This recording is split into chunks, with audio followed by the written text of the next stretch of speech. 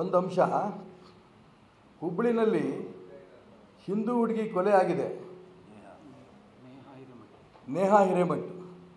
ಇದ್ರ ಬಗ್ಗೆ ರಾಜ್ಯದ ಮುಖ್ಯಮಂತ್ರಿಗಳು, ಗೃಹ ಮಂತ್ರಿಗಳು ಅವ್ರಿಗೇನಾದರೂ ಕೂಡ ಸ್ವಲ್ಪನಾದರೂ ಕೂಡ ಮಾನ ಮರ್ಯಾದೆ ಇದ್ದರೆ, ನಾನು 10 ಬಾರಿ ಹೇಳಿದ್ದೀನಿ, ಇಂಥ ಕೊಲೆಗಳಾಗಂಥ ಸಂದರ್ಭದಲ್ಲಿ ಸ್ವಂತ ನಿನ್ನ ಮಗಳೋ ಮಗನೋ ಯಾರೋ ಕೊಲೆ ಆದಾಗ ಎಷ್ಟು ನಿಮ್ಗೆ ನೋವಾಗುತ್ತೋ ಅಂಥ ನೋವು ನಿಮಗೆ ಆಗಬೇಕಿತ್ತು. ಈ ದಿಕ್ಕಿನಲ್ಲಿ ಯಾಕೆ ನಿಮ್ದು ಇನ್ನೂ ಏನು ಪ್ರಯತ್ನ ನಡೀತಾ ಇಲ್ಲ? ಈ ರೀತಿ ಕೊಲೆ ಮಾಡೋಂಥ ಮುಸಲ್ಮಾನ್ ಗೂಂಡಾಗಳ ಬಗ್ಗೆ ಬಿಗಿಯಾದ ಕ್ರಮ ಯಾಕೆ ತಗೋತಾ ಇಲ್ಲ? ಕೇವಲ ಮುಸಲ್ಮಾನ್ ಓಟು ಅನ್ನೋಂಥ ಒಂದೇ ಕಾರಣಕ್ಕೆ ನೀವು ಮೌನವಾಗಿದ್ದೀರಾ?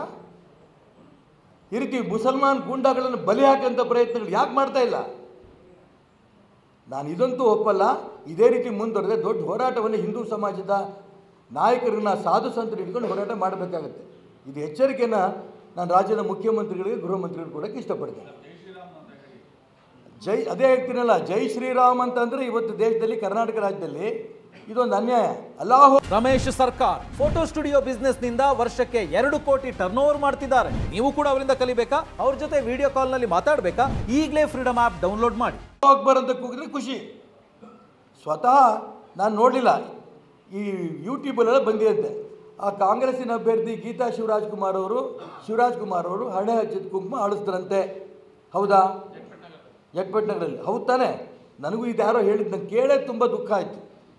ಯಾಕೆ ಅಂತಂದರೆ ಅವರು ಹಿಂದೂ. ಗೀತಾ ಶಿವರಾಜ್ ಕುಮಾರ್ ಅವರು ಮತ್ತು ರಾಘವೇಂದ್ರರ ಬಗ್ಗೆ ಅವ್ರ ತಂದೆ ರಾಜ್ಕುಮಾರ್ ಅವರು ಹಾಡಿದಂಥ ಹಾಡು ಕೇಳಿದ್ರೆ ಎಷ್ಟು ಹಿಂದೂ ಧರ್ಮದ ಬಗ್ಗೆ, ಭಕ್ತಿ ಬಗ್ಗೆ ಸಂತೋಷ ಆಗುತ್ತೆ. ಆದರೆ ಗೀತಾ ಶಿವರಾಜ್ ಕುಮಾರ್ ಅವರು ಕುಂಕುಮ ಹಾಕಿದ್ದನ್ನು ಅಳಿಸಿರೋದ್ರಿಂದ ಹಿಂದೂ ಸಮಾಜದ ಕ್ಷಮೆ ಕೇಳಬೇಕು. ಅದೇ ರೀತಿ ಅನೇಕ ಸಾಧು ಸಂತರು ಶಿವಮೊಗ್ಗ ಲೋಕಸಭಾ ಕ್ಷೇತ್ರದಲ್ಲಿ ನಾನು ಹೋಗಿ ಭೇಟಿ ಮಾಡ್ತಾ ಇದ್ದೀನಿ.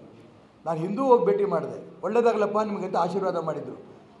ಲಿಂಗಾಯತ್ ಹೆಣ್ಣುಮಕ್ಕಳು ಮನೆ ಬಿಟ್ಟು ನನ್ನ ಪರ ಹೋರಾಟ ಮಾಡ್ತಿದ್ದಾರೆ. ಅವರೆಲ್ಲರಿಗೂ ಕೂಡ ಆ ಸಾಧು ಸಂತರಿಗೆ ಮತ್ತೆ ಬೆದರಿಕೆ ಆಗ್ತಾ ಇದ್ದಾರೆ.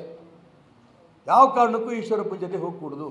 ಏನು ಇವರನ್ನು ಸಾಧು ಸಂತರನ್ನು ಕೊಂಡ್ಕೊಂಡಿದ್ದಾರಾ? ಈ ಒಂದು ಲಿಂಗಾಯತ್ ಹೆಣ್ಮಕ್ಳನ್ನ ಕೊಂಡ್ಕೊಂಡಿದ್ದಾರಾ? ಈ ರೀತಿ ಬೆದರಿಕೆ ತಂತ್ರಕ್ಕೆ ಅವ್ರು ಯಾರೂ ಬಗ್ಗಲ್ಲ.